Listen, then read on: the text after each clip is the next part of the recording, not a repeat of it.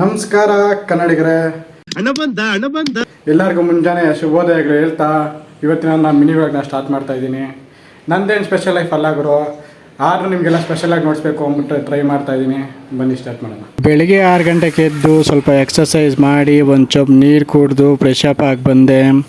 ಆಮೇಲೆ ದೇವ್ರಿಗೊಂದು ಕೈ ಮುಗಿದು ಇಲ್ಲೊಂದು ಸಮಸ್ಯೆ ಖಂಡಿತ ಇದೆ. ಕಾಫಿ ಕುಡಿದು ತಿಂಡಿ ರೆಡಿ ಮಾಡೋಣ ಅಂತ ಬಂದೆ. ಹೂ ಸ್ಟಾಪ್ಡ್ ಯು? ನಿಮ್ಮನ್ನ ತಡೆದಿರುವವರು ಯಾರು? ಅಷ್ಟ್ರಲ್ಲಿ ಅಮ್ಮ ಎಬ್ಬಡಿಸ್ಬಿಟ್ರು. ಸರಿ ಅಂತ ಎದ್ದು ಬಂದು ಮತ್ತೆ ಹಾಳಲ್ಲಿ ಮಾಡ್ಕೊಂಡೆ. ಆ್ಯಕ್ಚುಲಿ ಇದನ್ನೆಲ್ಲ ಮಾಡಬೇಕು ಅಂತ ಅನ್ಕೊತೀನಿ, ಆದರೆ ಬೆಳಿಗ್ಗೆ ಸ್ವಲ್ಪ ಲೇಟಾಗಿರೋಳ್ತೀನಿ ಅಷ್ಟೇ. ಲೇಟ್ ಅಂದರೆ ಜಾಸ್ತಿ ಏನು ಲೇಟ್ ಅಲ್ಲ ಗುರು, ಜಸ್ಟ್ 9 ಗಂಟೆ. ಆಮೇಲೆ ಅಮ್ಮ ಕೊಡೋ ಕಾಫಿ ಕುಡಿದು ರೆಡಿಯಾಗಿ ಬರೋ ಅಷ್ಟರಲ್ಲಿ ತಿಂಡಿ ರೆಡಿ ಇತ್ತು. ತಿಂದು ಟೈಮ್ ನೋಡ್ತೀನಿ 10:30 ಸ್ಟಾರ್ಟ್ ಆಗೋ ಕೆಲಸಕ್ಕೆ 10:30 ಮನೆ ಬಿಟ್ಟು ಲೇಟಾಗಿ ಹೋದ್ರು ಲೇಟೆಸ್ಟಾಗಿರಬೇಕು ಅಂತ ಅಂದ್ಕೊಂಡು ಅಮ್ಮನ್ಕೊಂಡು ಬಾ ಹೇಳಿ ಹೊಂಟ್ರೆ ಅಷ್ಟರಲ್ಲಿ ರೈಲ್ವೆ ಗೇಟ್ ಹಾಕಿತ್ತು.